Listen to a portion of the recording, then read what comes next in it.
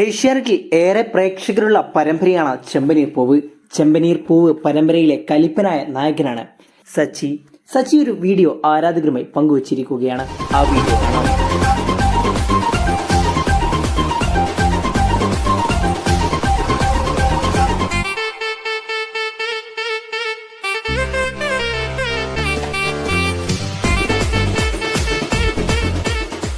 Black കളറിലുള്ള ഥാറിൽ നിന്ന് ഇറങ്ങി വരുന്ന മനോഹരമായ വീഡിയോ ആണ് സച്ചി ആരാധകരുമായി പങ്കുവച്ചിരിക്കുന്നത്.